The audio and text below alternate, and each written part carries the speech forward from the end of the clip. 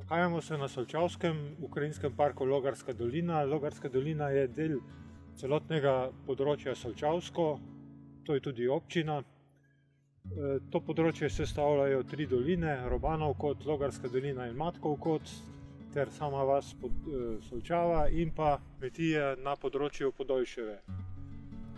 Na celotnem Solčavskem živi okrog 600 ljudi, v samem krajinskem parku Logarska dolina pa 50.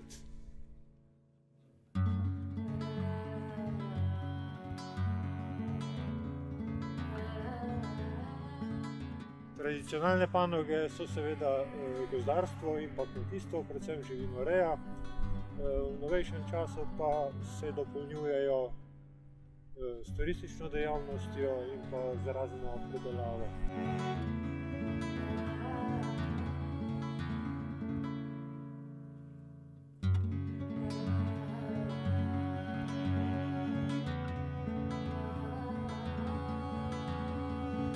Logarska dolina je bila zavarovana kot krajinski park leta 1987 z odlokom skupščine občine Mozirje. Takrat so tudi zavarovali približno 40 objektov, ki so naravnega oziroma kulturnega pomena.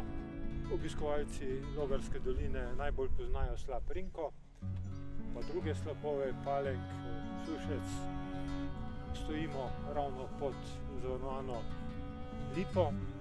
Malo naprej po dolini je zavarovan Brest, tudi so pa tle še kulturne zanimivosti. Ena je kapela Kristusa Kralja in potem, če gremo dalje gor po dolini, srečamo značilne vršaje. To so pač ostanki melišč, ki so včasih zasipavali dolino.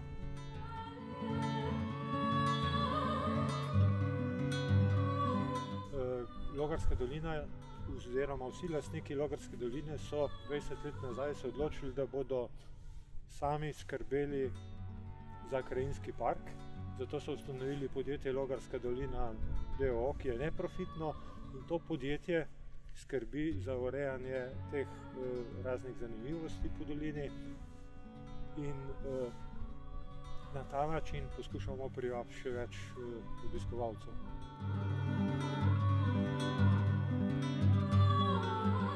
Krajinski parki, značilnost krajinskih parkov je namreč, da tam živijo ljudje v enem sobivanju z naravo in krajinski park ima tako kvaliteto pravzaprav zaradi ljudi, ki tam živijo, ki znajo gospodariti z naravo.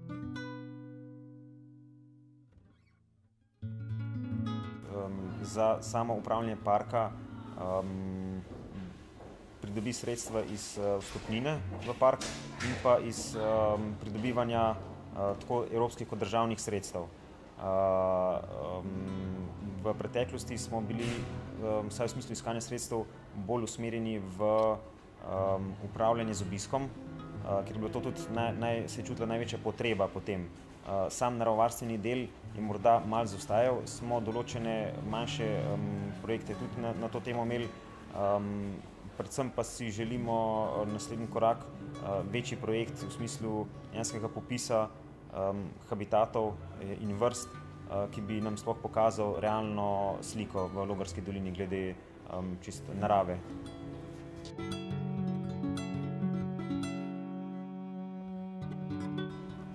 Država je sprejela določene smernice, kako upravljati s temi območji, vendar za samo Logarsko dolino ni posebnega upravljavskega načrta v smislu varovanja ali pa upravljanja z temi vrstami Natura 2000.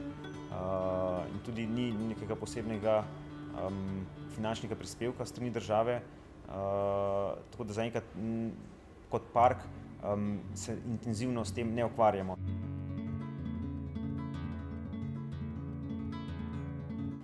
Ne vodimo posebnih evidenc, seveda pa sodelujemo z Zavodom za varstvo narave in pa Zavodom za gozdove, ki na terenu opazujeta oziroma posebej Zavod za gozdove dela terenske preglede, tako da so oni bolj na tekočem glede samih vrst.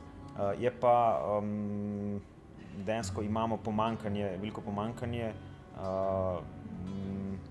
vedenja o vseh vrstah, ki so prisotne v krajinskem parku.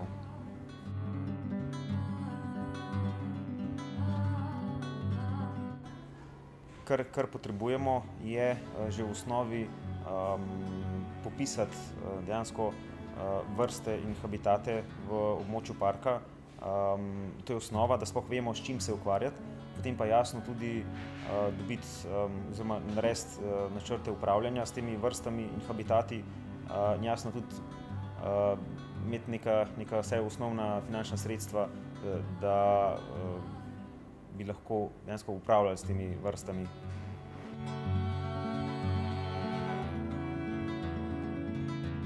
Ja, to je pameten projekt, s katerim mislim, da bomo dobili prvič neke dobre evidence, drugič pa tudi ideje, kako nadgraditi samo ponudbo ali pa način prezentacije ponudbe Krajinskega parka obiskovalcem.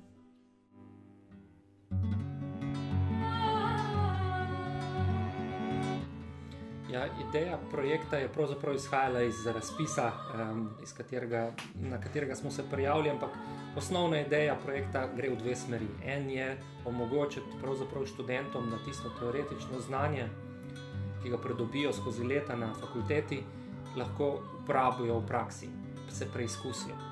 To je bil en vidik. Drugi vidik je bil pa ta, da pač glede na to, da sem predavatelj za področje varstva narave, me je zanimalo pač, kako bi lahko študenti prispevali k promociji varstva narave, k promociji biotske pestrosti na enem zavarovanem območju.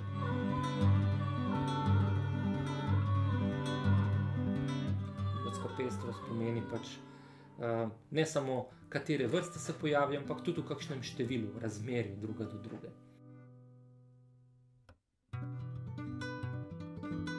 Tako da sem se povezal z upravo parka, Krajinskega parka Logarska dolina in potem smo skupaj zasnovali vse tiste podrobnosti, cilje, ki so bili pa usmerjeni v to, da bi študenti proučevali na eni strani metulje, njihovo biotsko pestrost in vse to je bil nekako cilj, da bi potem upravljavci, ki navadno jim primanjkuje osebja, strokovnjakov, da bi lahko naredili take raziskave, da bi lahko to vrzel zapolnili študenti. In to smo tudi nekako naredili.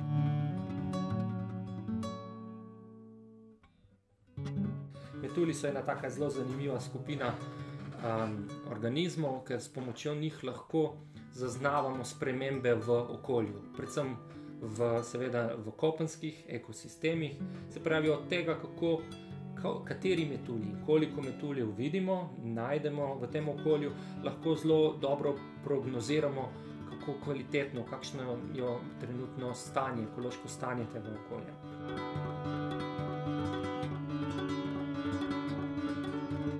Ne moreš ti na en travnik vse metulje najti, kaj je v Sloveniji letijo.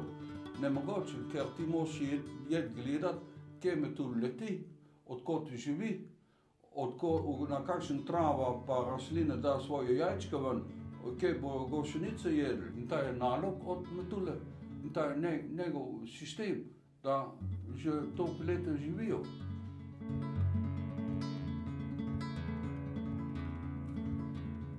Vzeli smo pač celotno sezono, ko metulji letijo in smo spremljali pač njihovo biotsko pestrost na različnih travnikih, ki se uporabljajo, ki so del kmetijske rabe. In mi smo želeli videti, kater način gospodarjanja s kmetijskimi zemljišči, se pravi z travniki, pašniki, je najbolj primeren za metulje, za njihovo biotsko pestrost.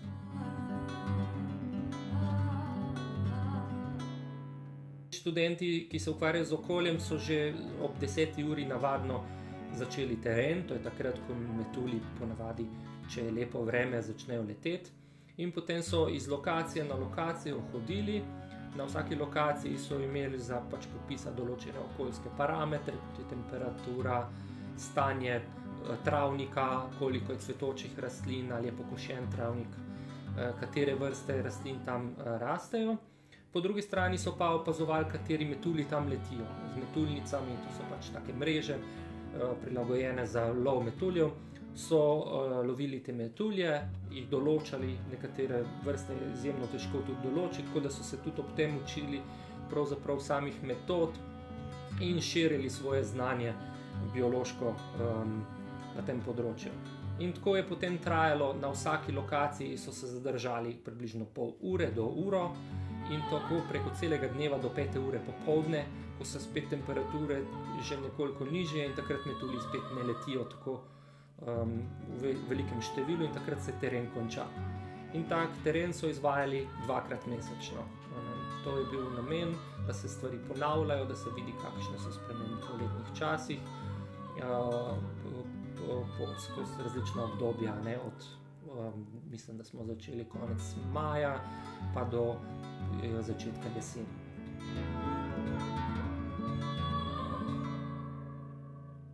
Ja, nek rezultat tega projekta je pač večplasten. En je ta znanstveni rezultat, ki gre v smer pač ene znanstvene publikacije, pripravljamo znanstveni članek, tako da bojo študenti tudi na nek način se spoznali za to raziskovalno metodologijo in s pisanjem člankov, kar je zelo dobrodošlo tudi za njih, tudi za njihovo, da se izkaže na tem področju. Drug tak rezultat je, kot sem rekel, je ta film, ki se bo tudi uporabljal v parku kot promocijsko gradivo za obiskovalce, da se jim pojasni ta zveza med metulji in krajino, zavarovano krajino, kako je to med seboj prepleteno.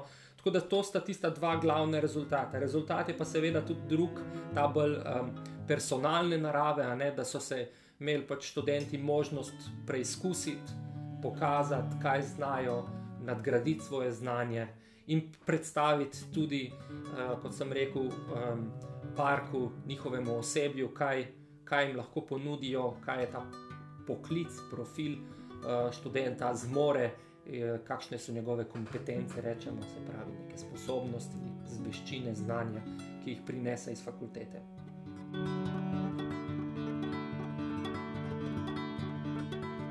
Če človek nima v glava, da je en del narava, delaš ti, kaj hočeš, delaš naturo zavarte, pa območ, kje ne sme hoditi, pa kje sme hoditi, pa ob stezi smeš hoditi, ne smeš meter stran hoditi, da moraš se od otrok učiti v šoli, da je narava tak, da imaš ti skupaj živeti v naravi in ta je pa pri nas pa po celo svet fali. In je glavni problem v naši naravi je ljudi, ker človek je preveč egoizme in tudi se moraš ga ven dobiti, da spet pomeni neki družba pa življenjska pot v naši naravi in potem pa bo vse šlihtano.